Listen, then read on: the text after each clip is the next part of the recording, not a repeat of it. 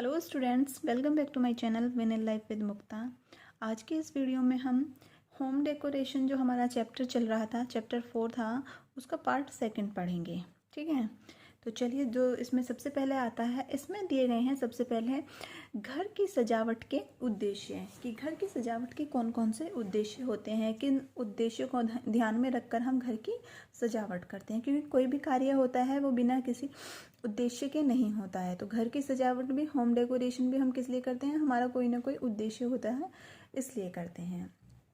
Point 1, सौंदर्यानुभूति यानी कि aesthetic sense. सौंदर्यानुभूति का क्या तात्पर्य है? सौंदर्य की यानी कि सुंदरता की अनुभूति, जिससे हमें सुंदरता की अनुभूति हो। क्यों करते हैं हम घर की सजावट? जिससे हमें सुंदरता की अनुभूति हो, इस वजह से हम घर की सजावट करते हैं। और जो चीज़ें देखने में सुंदर लगती हैं, उन्हें देखने के बाद हमें कैसा लगता है? हम खुश होते हैं, प्रसन्न होते हैं, हमारा मन प्रफुल्लित होता है, इसलिए हम चीज़ों को सुंदर बनाते हैं। तो घर की सजावट करने का पहला जो उद्देश्य है वह है सौंदर्य अनुभूति, यानी कि हमें सुंदरता की अनुभूति हो। केवल हमें ही नहीं, सभी को उससे सुंदरता की अनुभूति हो। सौंदर्य आंखों तथा कानों को सुख देने वाला गुण होता है। सौंदर्य के, सुंदरता के कारण क्या होता है? आंखों को भी सुंदर लगता है और कानों को भी अच्छा लगता है। सौंदर्य का संबंध आत्मा से होता है। उससे क्या होता है? हम अगर भी कोई सुंदर चीज़ देखते हैं तो हम अंदर से प्रसन्न होते हैं, है ना। तो इंटरनल खुशी जो होती है वो होती है उसे देखने के बाद। एक वस्तु किसी व्यक्ति को अच्छी लगती है तो आवश्यक नहीं है कि दूसरे व्यक्ति को भी अच्छी लगे। यह भी जरूरी नहीं है सौंदर्य अनुभूति के अंतर्गत कि कोई वस्तु अगर किसी व्यक्ति को अच्छी लग रही है तो वो दूसरे व्यक्ति को भी अच्छी लगे। हो सकता है किसी की चॉइस कैसी हो, किसी की चॉइस दूसरी तरह की हो।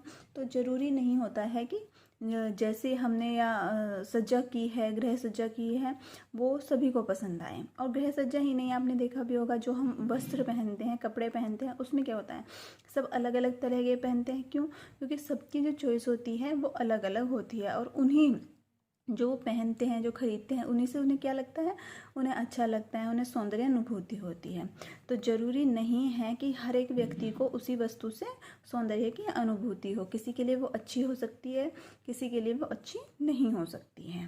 सौंदर्य की उत्पत्ति आकार के अनुपात, संतुलन, बल, लय तथा रेखा, रंग, स्थान आदि का संतुलित उपयोग करके की जाती है।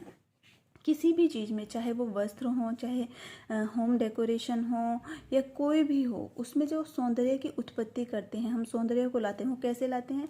अनुपात, यानी कि चीज़ें उसमें कैसी होनी चाहिए? एक समान अनुपात में होनी चाहिए। संतुलन, बल, संतुलन पर बल होना चाहिए। जैसे अगर हमारा कोई सूट है और उस पर एक तरफ कैसा डिज़ाइन बना हुआ है, एक तरफ दूसरी तरह का डिज़ाइन बना हुआ है, तो क्या होगा? वो संतुलन में नहीं होगा। या फिर क्या होगा? अगर मान लीजिए सूट सिला हुआ है, उसका एक कोना निकला हुआ है, ऊंचा है, और एक नीचा है, तो कैसा लगेगा? वो संतुलित नहीं लगेगा और वो अच्छा नहीं लगेगा। इसीलिए चीज़ें कैसी होनी चाहिए? संतुलन में होनी चाहिए। लय, कोई भी प्रिंट है उस पर, या फिर कोई भी रेखाएं हैं, वे कैसी होनी चाहिए? लय में होनी चाहिए। रंग, रंग भी कैसा खरीदना चाहिए? जैसा भी पसंद हो, या फिर अपने अकॉर्डिंग, जैसा उस स्थान पर, उस जगह पर सुंदर लगे, वैसा रंग लेना चाहिए। स्थान आदि का संतुलन उपयोग करके की जाती है। यानी कि इन सभी चीज़ों का प्रयोग करके हम क्या करते हैं? सौंदर्य की उत्पत्ति करते हैं। चाहे वो डेकोरेशन होती है, चाहे वो कपड़े होते हैं, या कोई भी चीज़ है जिसमें हमें सौंदर्य की अनुभूति करनी है, उनमें हम इन सब चीज़ों का प्रयोग करेंगे ही करेंगे। तभी हमें क्या लगेगा? सौंदर्य की अनुभूति होगी, तभी चीज़ें सुंदर लगेंगी। क्योंकि कोई भी चीज़ जब संतुलित होगी, सही अनुपात में होगी, लय में होगी, रेखाएं उस पर सही होंगी, रंग उसका अच्छा होगा, ना बहुत ज़्यादा होगा ना बहुत कम होगा, हाँ, स्पेस भी होगा। ये नहीं है कि उस पर प्रिंट बना हुआ है तो वो एकदम से बहुत ज़्यादा बना हुआ है ना, तो स्पेस भी होना चाहिए। तो ये सब चीज़ें जब किसी भी चीज़ में संतुलित अवस्था में होती हैं तो उससे क्या होती है? सौंदर्य की अनुभूति होती है। सुंदरता का उद्देश्य, सौंदर्य अनुभूति के उद्देश्य को आप किसका उद्देश्य भी बोल सकते हैं? सुंदरता का उद्देश्य भी बोल सकते हैं। अगर आपको याद नहीं रहता कि सौंदर्य अनुभूति का उद्देश्य, तो आप सुंदरता का उद्देश्य भी इसमें लिख सकते हैं। ओके, नेक्स्ट जो इसमें आता है, पॉइंट 2 है अभिव्यंजनात्मक, है ना, उद्देश्य है। तो एक्सप्रेसिवनेस इसको बोलते हैं।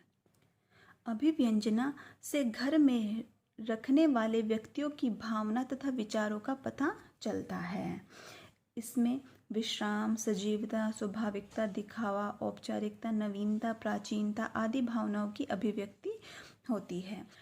तो एक्सप्रेसिवनेस जैसे कि एक्सप्रेस करना, अपनी जो हमारी अभिव्यक्ति होती है, हमारे अंदर जो भावनाएं हैं उनको एक्सप्रेस करना, बाहर की तरफ दिखाना। तो गृह सज्जा क्या है? होम डेकोरेशन भी एक अभिव्यक्ति है जिसके अंतर्गत क्या करती है कोई भी गृहिणी या कोई भी व्यक्ति जो करता है वो अपने अंदर की भावनाओं को, कि उसके अंदर क्या चल रहा है, किस तरह की उसके अंदर क्रिएटिविटी है, उन सबको क्या करता है, अभिव्यक्त करता है सजावट के आधार पर। तो इस सजावट के आधार पर अपनी भावनाओं तथा विचारों का पता लगाता है, विचारों को अभिव्यक्त करता है। इसमें क्या होता है, विश्राम भी हो सकता है, सजीवता भी हो सकता है, मतलब सबकी जो अभिव्यक्ति होती है, सबकी जो भावनाएं होती हैं वो अलग अलग तरह की होती है। और जैसी भी सजावट होगी उसके द्वारा पता चलेगा कि उससे विश्राम की अवस्था दिख रही है, सजीवता की अवस्था दिख रही है, स्वाभाविक चीज़ें दिख रही हैं, या फिर बहुत अधिक आर्टिफिशियल चीज़ें हैं उसमें, औपचारिकता का अधिक दिखावा है उसमें, या नई नई चीज़ें लेके आया है, कोई नई नई आइडिया लेके आया है। प्राचीनता, यानी कि प्राचीनता से यहाँ पे तात्पर्य है जैसे प्राचीन शैली की जो सजावटें होती हैं, प्राचीन चीज़ों से या हम अपने घर को सजाते हैं, उससे तात्पर्य है यहाँ पे। आदि भावनाओं की अभिव्यक्ति होती है, यानी कि जैसे भी वो घर की डेकोरेशन करेंगे उससे क्या होगा, उससे व्यक्ति की जो अंदर की भावनाएं होंगी, अंदर के विचार होंगे, उनकी अभिव्यक्ति होगी।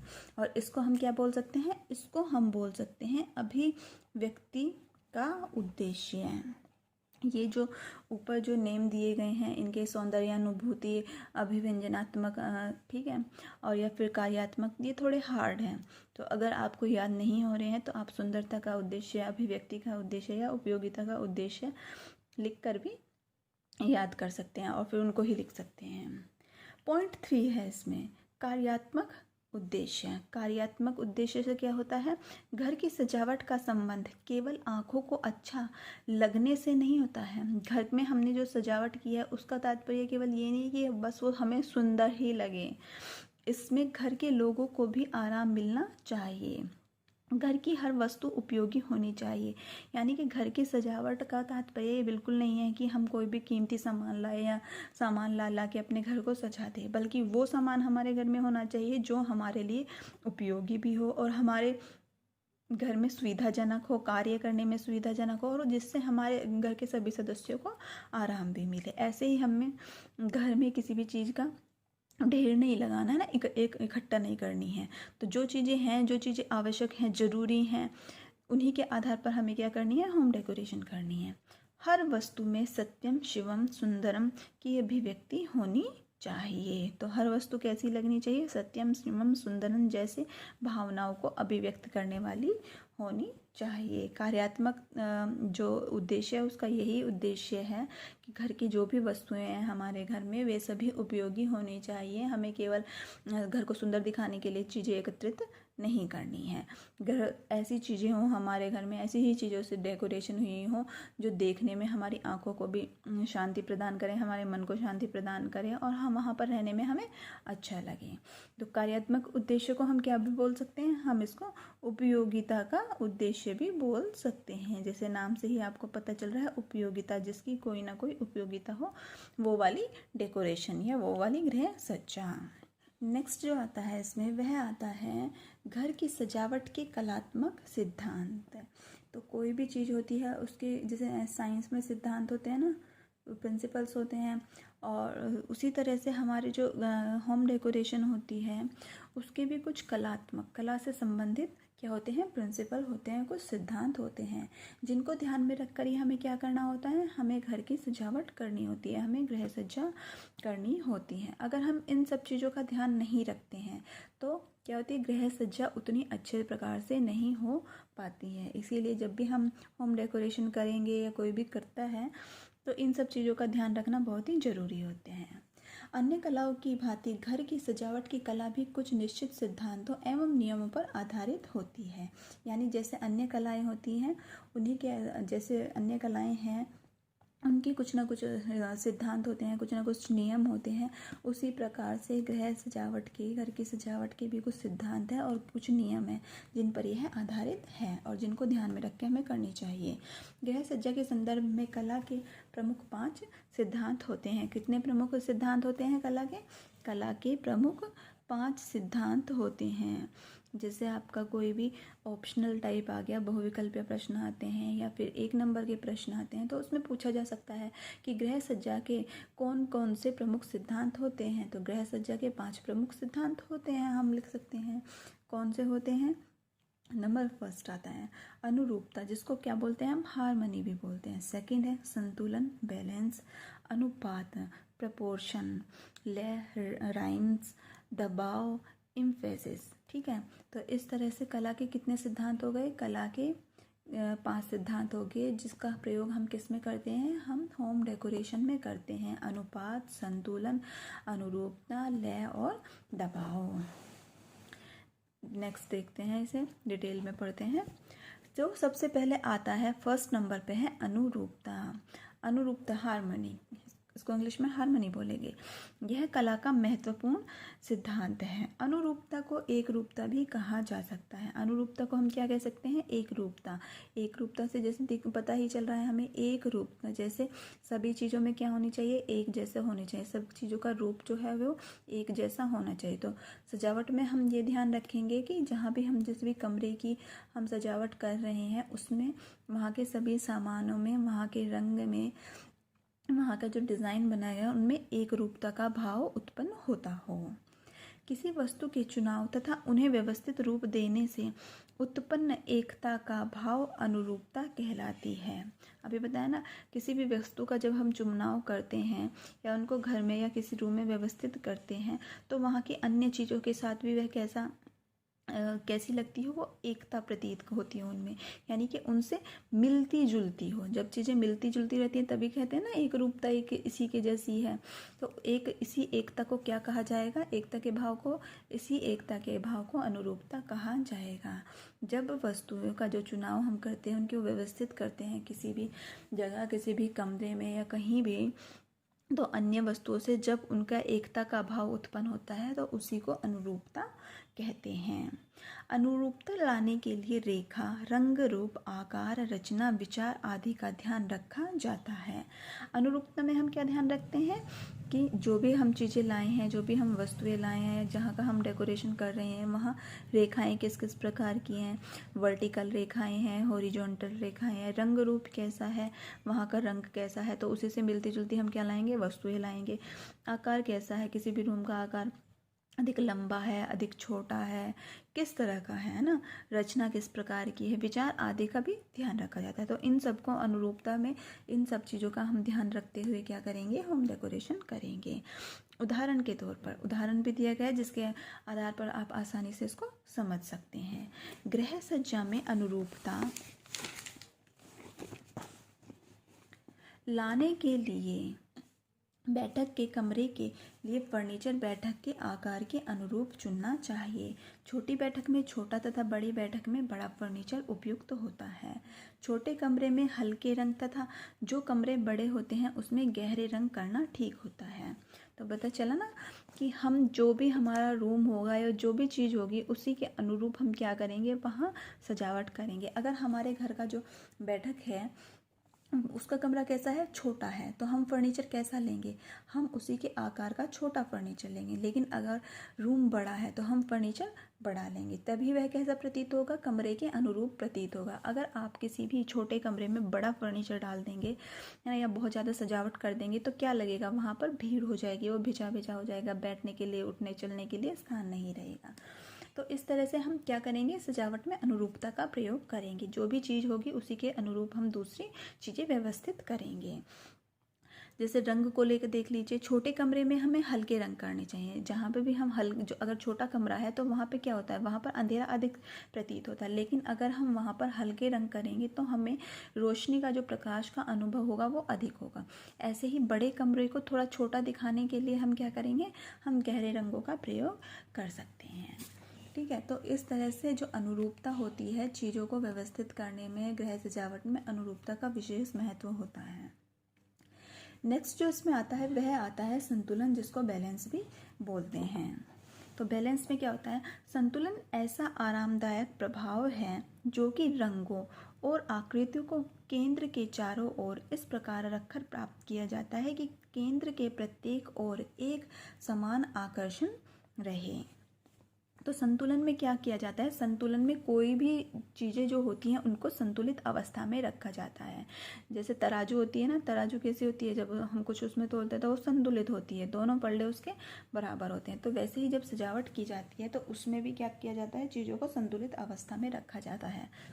उदाहरण के तौर पर हम ले सकते हैं, मान लीजिए जैसे हम किसी वॉल की डेकोरेशन कर रहे हैं तो हम उस पर पेंटिंग सजाएं, तो हम कैसे सजाएंगे? हमें उसमें संतुलन का भाव पैदा करना है। संतुलन के भाव के लिए करेंगे हम जैसे पहले तो सबसे पहले हम यही देखेंगे कि जो हमारी वॉल है, दीवार है, उसका आकार किस तरह का है। वो बहुत अधिक लंबी है, बहुत अधिक चौड़ी है, कितना स्थान उस पर है, उसका हम ध्यान रखेंगे और उसी के आधार पर हम कोई भी पेंटिंग चुनेंगे और उसको लगाएंगे। अगर मान लीजिए कोई भी पेंटिंग है और एक बड़ी दीवार है और हम वो बहुत ज़्यादा छोटी पेंटिंग है, तो क्या वो उस दीवार पे अच्छी लगेगी? नहीं लगेगी। तो हम उस पेंटिंग के उस दीवार के आकार की ही हम पेंटिंग लेंगे। जैसे आप संतुलन को इस तरह से भी समझ सकते हैं, जैसे आप स्कूल में होते हैं तो ब्लैक बोर्ड होता है ना, तो ब्लैक बोर्ड कहाँ पर होता है?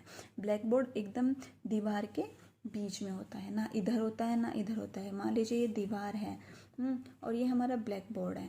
अगर हम ब्लैक बोर्ड को इधर लगाएंगे तो क्या संतुलित अवस्था में होगा? अच्छा लगेगा? नहीं। ये इधर के बच्चों को नहीं दिखाई देगा, उधर को ज़्यादा दिखाई देगा। तो संतुलित अवस्था में लाने के लिए हम इसको क्या करेंगे? हम इसको दीवार के एकदम बीच में लगाएंगे। ठीक है, तो दीवार के बीच में लगने पर इतना ही स्थान इधर होगा, उतना ही स्थान उधर होगा। तो बीच में ये संतुलित अवस्था में हो गया। जब कोई भी चीज़ संतुलित अवस्था में होती है, बैलेंस्ड होती है, तभी वो कैसी लगती है? देखने में सुंदर भी लगती है। तो ऐसे ही घर की जो वॉल होती हैं उनकी हम डेकोरेशन कर सकते हैं। अगर वॉल बहुत बड़ी है, हमारी पेंटिंग थोड़ी छोटी है, इतनी है, तो हम कुछ उसके छोटी इधर लगा सकते हैं, थोड़ी इधर लगा सकते हैं ना। तो इस तरह से हम संतुलन का भाव पैदा करते हुए डेकोरेशन करेंगे। गृह कला, सजावट, रंग, वस्त्र, विज्ञान आदि सभी योजनाओं में संतुलन का ध्यान रखना चाहिए। तो जो भी हम सजावट कर रहे हैं उनमें हमें रंग का भी ध्यान रखना चाहिए, वस्त्र विज्ञान में भी हम इसका ध्यान रखते हैं। मतलब सभी चीज़ों में हम संतुलन का बहुत ध्यान रखते हैं, चाहे वो घर की कलाएँ हों, सजावट हो, डेकोरेशन हो, रंग हो। रंग भी संतुलन का ध्यान रखते हैं। ऐसा भी नहीं होता कि कहीं से रंग बहुत ज़्यादा डार्क है, कहीं से कम है। वस्त्र विज्ञान, जो हमारे कपड़े बनते हैं उनमें भी संतुलन का ध्यान रखा जाता है। आदि सभी योजनाओं में संतुलन का ध्यान रखना चाहिए, यानी कि इन सब चीज़ों में हम किसका ध्यान रखेंगे? संतुलन का ध्यान रखेंगे ही। संतुलन दो प्रकार का होता है।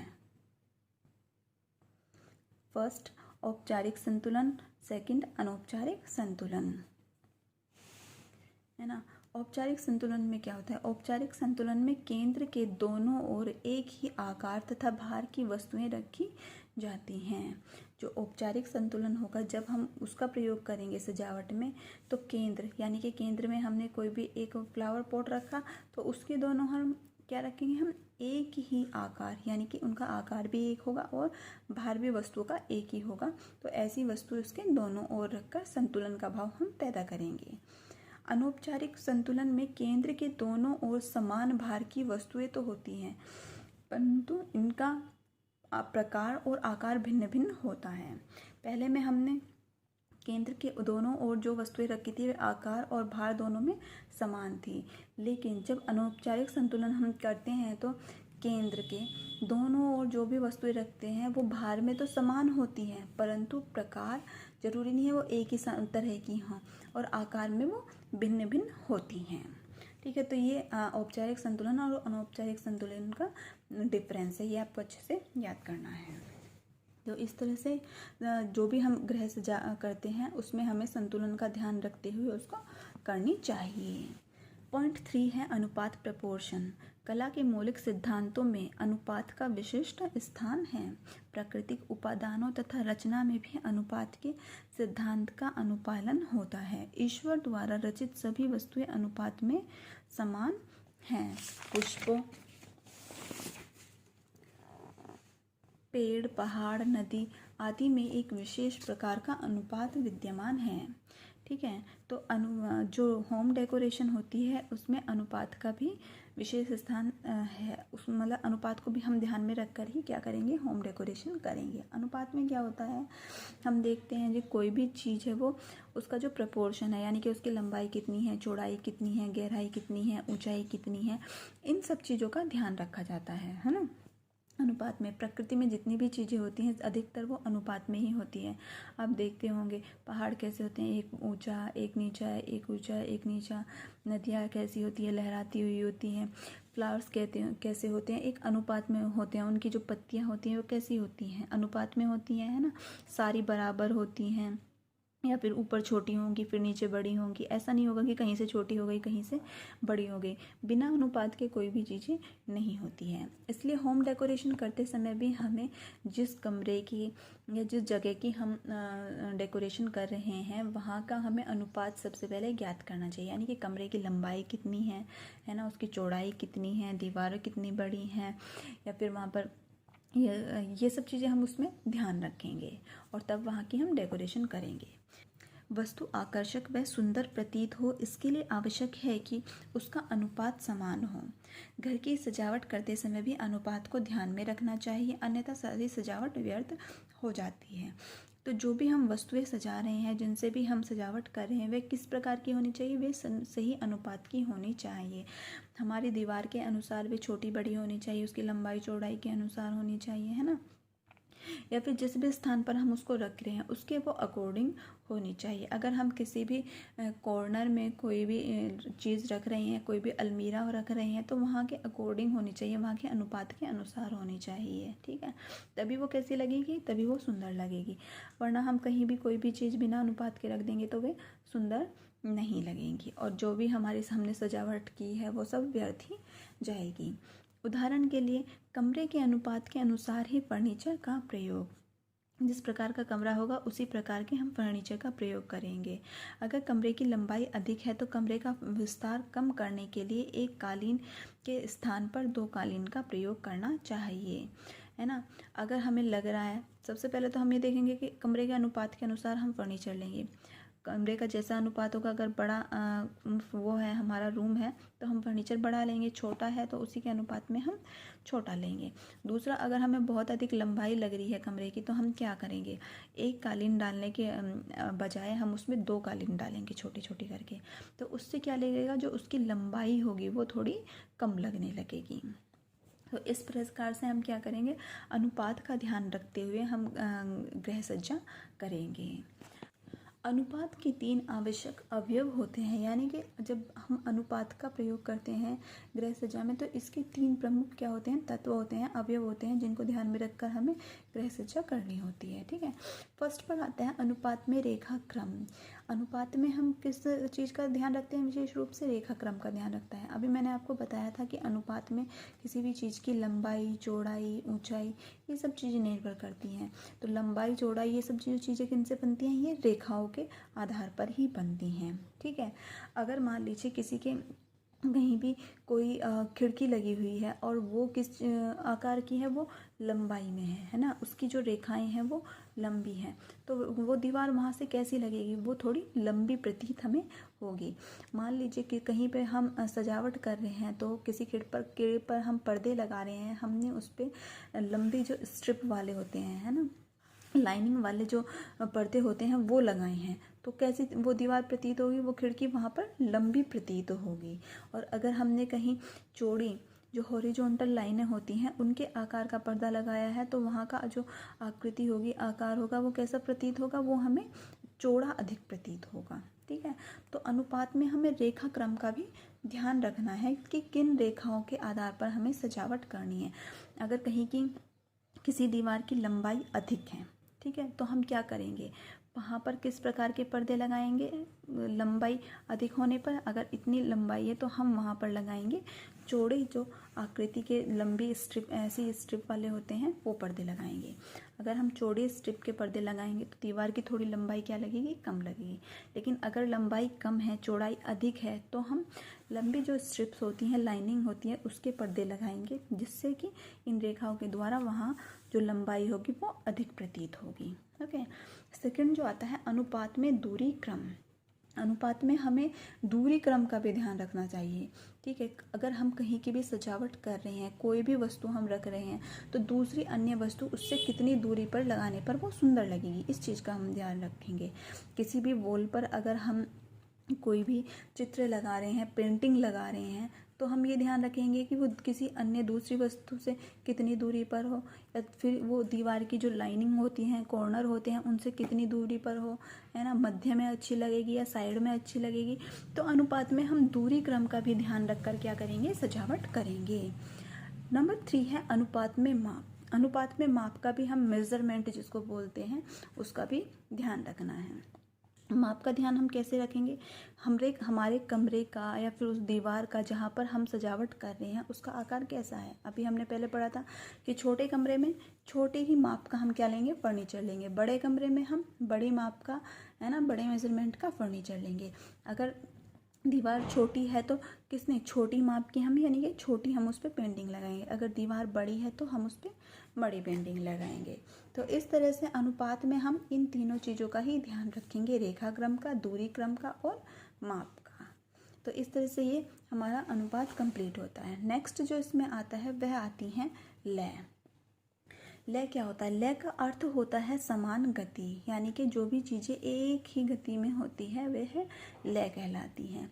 लय एक साफ सुगम मार्ग है जिसके साथ हमारे नेत्र किसी रेखा क्रम, आकृति क्रम तथा रंग क्रम को व्यवस्थित रूप में अवलोकन कर सकें। तो लय क्या होती है, लय एक साफ आकृतिक क्रम होता है या रंगों का क्रम होता है, जिसमें क्या होता है, जब भी हम किसी चीज़ को व्यवस्थित रूप से देखते हैं तो हमारा क्या होता है, हम एक गति में उसको देखते रहते हैं। जैसे नदियों का बहना, नदियों का बहना कैसा होता है, एक लय में होता है। ठीक है, तो और क्या होता है, जो सुर होते हैं, है ना, संगीत होता है, वो कैसे होता है, वो भी लय में होता है। अगर वो लय में नहीं होगा तो क्या वो हमारे कानों को अच्छा लगेगा, नहीं लगेगा। तो ऐसे ही जैसे मान लीजिए किसी भी जो साड़ी होती है उसकी किनारी होती हैं या उस पर कोई डिज़ाइन होता है तो वो लय में होता है, पहले फूल पत्ती फूल पत्ती फूल पत्ती, है ना। तो हमारी जो नज़रें होती हैं उस पर एकदम उसको देखते देखते ऐसे चली जाती हैं। लेकिन अगर कहीं फूल पत्ती और बीच में कोई पशु का आ जाता है चित्र, तो क्या होता है, वहीं पर वो लय रुक जाती है, यानी कि उसमें वहाँ पर विघ्न पैदा हो जाता है, तो वो लय का भाव पैदा नहीं करती है। तो चीज़ें जब हम कोई भी सजावट कर रहे हैं तो कैसी होनी चाहिए, वो सब लय में होनी चाहिए। लय में रखने के लिए हम किन बातों का ध्यान रखेंगे, रेखा क्रम का, आकृति का, रंगों का, इन सब चीज़ों का ध्यान में रखते हुए हम सजावट करेंगे। अतः लय संबंध गति से होता है। तो लय का संबंध किससे होता है, गति से होता है। जिसमें गति होगी वो क्या होगी, वो लय होगी। और जिस भी गति में एकदम रुकावट आ जाएगी तो हम उसको लय नहीं बोलेंगे। लय दो प्रकार से प्राप्त होती है, दो प्रकार से हमें लय मिलती है, नियमानुसार, नियम के अनुसार जिसको बोलते हैं, और एक होती है स्वच्छंद। ठीक है, नेक्स्ट देखिए इसमें क्या होता है नियम अनुसार में। नियम अनुसार लय का प्रयोग गृह सज्जा तथा साड़ियों के किनारों की सजावट के लिए किया जाता है। इस प्रकार की लय में इकाई के समूह के अनेक बार प्रयोग किया जाता है। तो जो लय होती नियम के अनुसार होती है, जो लय नियम के अनुसार होती है उसमें क्या होगा, उसमें जिन भी इकाइयों का समूह का प्रयोग किया जाएगा, मान लीजिए हम फूल और पत्तियों का प्रयोग कर रहे हैं, तो इसमें क्या होगा, इकाई के समूह के अनेक बार प्रयोग किया जाएगा, यानी कि फूल पत्ती फूल पत्ती फूल पत्ती। तो इस तरह से क्या लाई जाएगी, जो साड़ी की किनारी होगी या कोई भी सजावट होगी उसमें एक लय का भाव पैदा किया जाएगा, यानी कि उसमें इनकी बार बार पुनरावृत्ति होती रहेगी, तभी उसमें क्या होगा, लय का अनुभव होगा। स्वच्छंद लय में रेखाओं तथा आकृतियों को विभिन्न रूपों में प्रस्तुत किया जाता है। स्वच्छंद यानी कि जो मुक्त होती हैं, स्वच्छंद होती हैं, उसमें किसी भी चीज़ का हम प्रयोग कर लेते हैं, उनका उससे तात्पर्य है यहाँ पे। इसमें हम किस चीज़ का प्रयोग करते हैं, इसमें हम रेखाओं का भी कर सकते हैं, आकृतियों का भी कर सकते हैं, मतलब विभिन्न रूपों का प्रयोग कर सकते हैं। इसमें कोई बाउंडेशन नहीं है कि आपको इकाइयों के समूह का ही प्रयोग करना है। आप इसमें जैसे पहले फूल बना दी, फिर पत्ती बना दी, फिर किसी भी पशु का चित्र बना दिया, फिर और कोई पहाड़ बना दिया, तो आप इसमें किसी भी विभिन्न प्रकार की आकृतियों और रेखाओं का प्रयोग कर सकते हैं। इसीलिए इसको स्वच्छंद कहा जाता है, इसमें कोई बाउंडेशन नहीं है। लेकिन जो नियम के अनुसार लय बनाई जाती है उसमें इकाइयों का एक समूह होता है और उस समूह के अनुसार ही हमें क्या करना होता है, उसकी सजावट करनी होती है। ठीक है। तो इस तरह से लय का भी विशेष महत्व होता है। चीज़ें जब लय में होती हैं तभी वे अच्छी लगती हैं। जैसे संगीत होता है, संगीत कैसे होता है, लय में होता है। लय में होता है तो वो सुनने में अच्छा लगता है, लेकिन अगर वो बिना सुर का होगा तो वो हमें सुनने में अच्छा नहीं लगेगा। तो लय में कोई भी चीज़ नहीं होगी तो वो अच्छी नहीं लगेगी। पॉइंट 5 है दबाव, इम्फेसिस। कलात्मकता में दबाव भी आवश्यक होता है, जिसके अनुसार सर्वाधिक महत्वपूर्ण वस्तु को केंद्र में रखा जाता है तथा कम महत्वपूर्ण वस्तुओं को उसके चारों ओर रखा जाता है। तो कलात्मकता में जब हम दबाव का प्रयोग करते हैं तो उसमें हम सजावट कैसे करते हैं, उसमें जो हम चीज़ें केंद्र में रख रहे हैं उस पर हमारा ध्यान आकर्षित होना चाहिए, और उसके जो चारों ओर हम वस्तुएं रखेंगे वो हम कम महत्वपूर्ण रखेंगे।